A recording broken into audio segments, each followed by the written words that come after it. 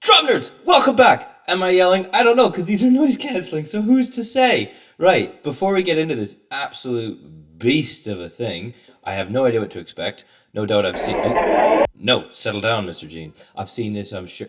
no, I haven't actually. I've never seen this. I've seen lots of Gene Krupa, but this is all waffle. Welcome to today's video. Thanks for stopping by. If you're new here, please consider joining the Drum Nerd family and smacking that subscribe button. 530 subscribers. That's incredible. Genuinely blown away by that. You'll probably see in my videos as I go. I'm a bit of a nerd when it comes to numbers and statistics, so I kind of know everything. I follow this analytics pretty closely. But you don't care. Sally Scrub ahead. This is Gene Krupa. If you don't know who this man is, quick history lesson. Really tie it up, but this is a nerdy thing, so strap in and get ready. If you want to scrub ahead the video, go ahead, but this is where we get into some awesomeness. So, my dissertation, what is the most effective drumming method or system? So, this is my little book, I did it, and the man in there, Billy Gladstone, Romanian, moved to America. He is said to have been the person who invented the hi-hat, though it wasn't known as the hi-hat then. Now, you're not understanding why I'm saying this possibly, but that was kind of in the 20s. So, he then goes and has his method. He teaches some people, and if I'm not mistaken, I think Billy Gladstone was a teacher of Gene Krupa, or certainly of Jim Chapin, and I think Gene Krupa would have taken a lesson from Jim Chapin, or most certainly Gladstone, but then they also took, Chapin took a lesson from Moeller, Sanford A. Moeller, and Moeller went around the States after the Civil War and interviewed a bunch of Civil War drummers about how you can most effectively play the drums. Don't forget there were snare drumming on the side there, so that's why you've got traditional grip. And so then Sanford A. Moeller teaches Jim Chapin. I think Jim Chapin, if I'm not mistaken, as well as Gladstone, gave some lessons to Gene Krupa. Gene Krupa gives a handful of lessons to Keith Moon, and here we go, full circle. But how cool is that, to see Keith Moon of The Who being attached to a thread that goes back to Civil War drummers? It might not do it for you, but maybe it does because this is the Drum Nerd channel. But my point is, this is going to be a video on Gene Krupa, who's one of the godfathers of drums. When you look at Gene Krupa's playing, think about The Who, and you can gauge how pivotal Gene Krupa was for the drum kit. Even if this isn't your bag of music, he brought the drum kit forward. Keith Moon took it even farther forward. But Gene Krupa helped make the drums this much bigger and more accessible thing. And so here's the nerdy rant over. I think people argue if he was even the first drummer to be recorded on an album, but I think that also might be Baby Dodds. But if you know, throw it in the comments. But enough of that out. There's your little drum history lesson for the day. This man is really near and dear to my heart. I really love him. Benny Goodman, Sing Sing Sing.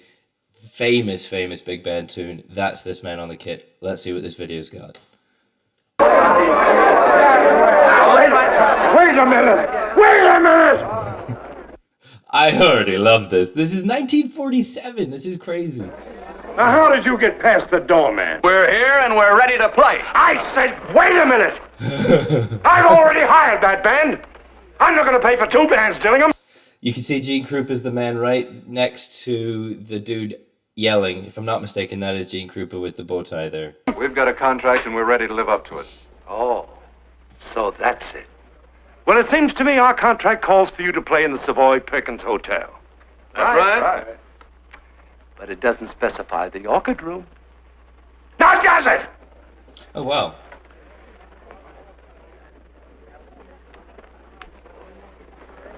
None of this is music. Getting in... Oh, okay.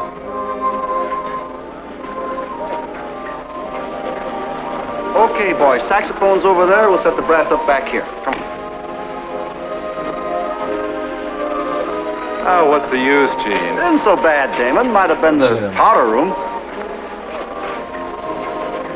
Hello, Damon. All right, I'm not really interested in any of that. Get to the drums.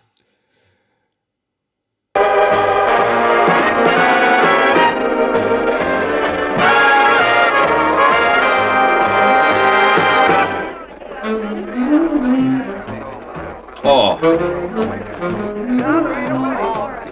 You might not be a jazzer, you might not like any of it, but that is just gorgeous. Big band jazz to me is the epitome of proper jazz. Never got into acid jazz or anything, but yeah, let's keep going. Oh.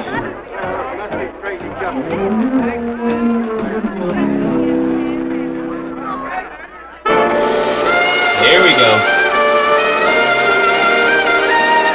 And for all the drum nerds, look at how incredible that is. If I'm not mistaken, man's got a second floor tom. That's not something that you see very often at all, but you didn't start seeing that until the 70s when our man John Bonham stacked up that second floor tom.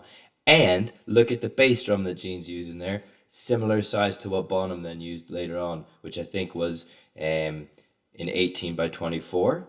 Correct me if I'm wrong, but something magnanimously huge, similar to this.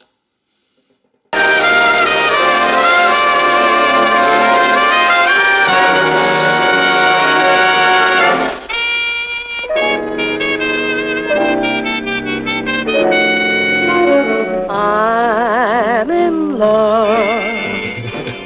I wanna climb mountains.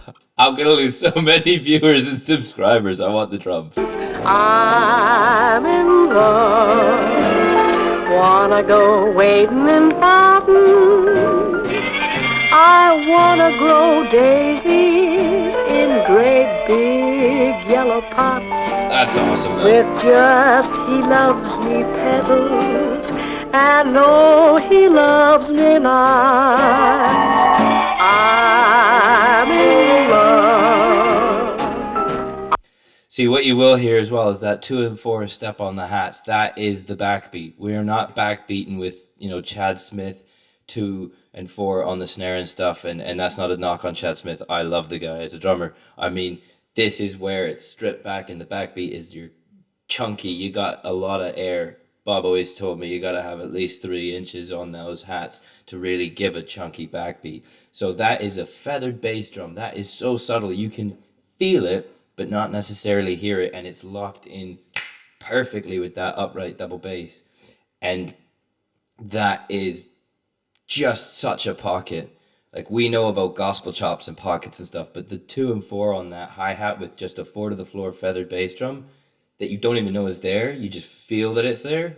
Oh, absolutely gorgeous. I wanna ring doorbell. I'm in love. Later I wanna hear more bells. I wanna go do things that I've been incapable of. Gonna have myself a time, 'cause I'm in love. Oh, here we go. Yes! Now, if you know who Keith Moon is, keep that vision in your head about his wildness and look at this as the inception of Keith Moon. I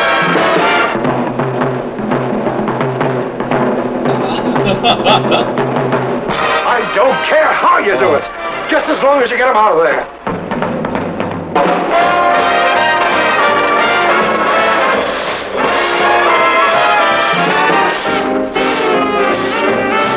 First, like a fog machine.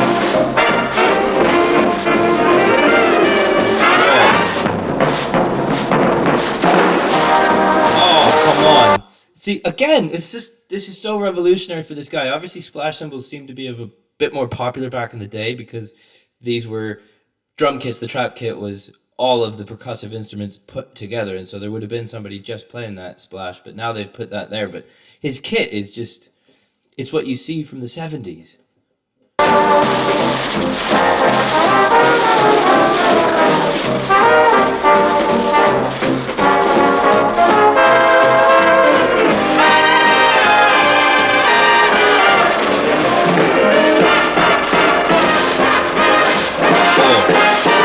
Here we go.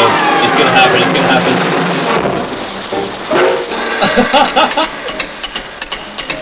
Awesome. I genuinely wasn't even expecting that. I have never seen this, but that is already so revolutionary. God, I hope you're as excited as I am.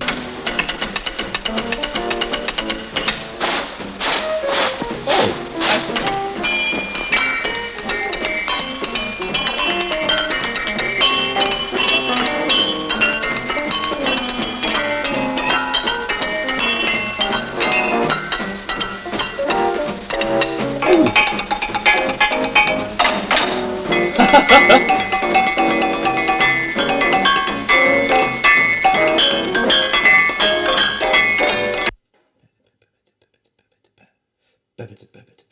That's all. He's sorry, man. It's just full of rudiments and flams, which is a rudiment, but just it's so the precision it takes to get those such small non-drum based items. It's incredible.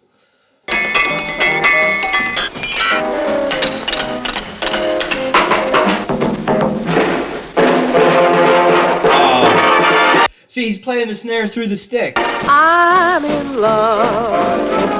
I want a ring doorbell. I'm in love. Later I want to hear more bells. I want to go do things that I've been incapable of. Gonna have myself a time, 'cause I'm in love. Big drum finish.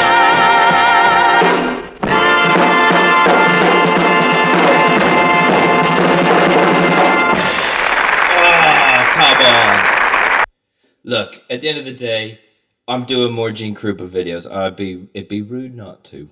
Now, you can click off here if you wish. That is the end of the video. If this is the first time you've ever seen or heard or anything about Gene Krupa, I strongly suggest you go and investigate him more. I will be doing more Krupa videos on this channel. The sing-sings, some proper actual solos behind the kit. I will be doing also the Buddy Rich Gene Krupa solo.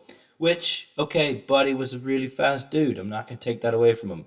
But Krupa's everything else, I would still put my hat to him on that. I know that might cause some divide lines, but thanks so much for checking out the channel and this video. I've done a lot of the Finnish heavy metal kind of math rock stuff. I've done the Canadian version with Rush. Gene Krupa, big band jazz, is quite close to my heart. This is something I know about more so than the stuff that I've been taught from you guys and gals. And so thank you genuinely for that. Leave in the comments who you want to see next. I've got a whole plethora, a cacophony of drummers to be putting in, from Sugarfoot Moffat for what's his name, Michael Jackson, to Bernard Pretty Purdy, Buddy Rich. Hopefully there's something on Baby Dodds, but also some other ones, you know. Thomas Lang, you name it, they're all going to be there. Keith Moon's definitely coming up. But yes, let me know who you want to see. Let me know what you want to know.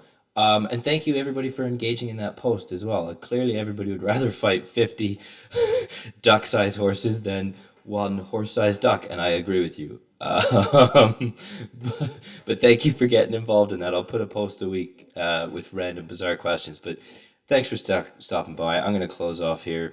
I hope you guys and gals have a great week and a great weekend. I've really enjoyed this. I'll see you in the next one. Stay safe and keep your stick on the ice.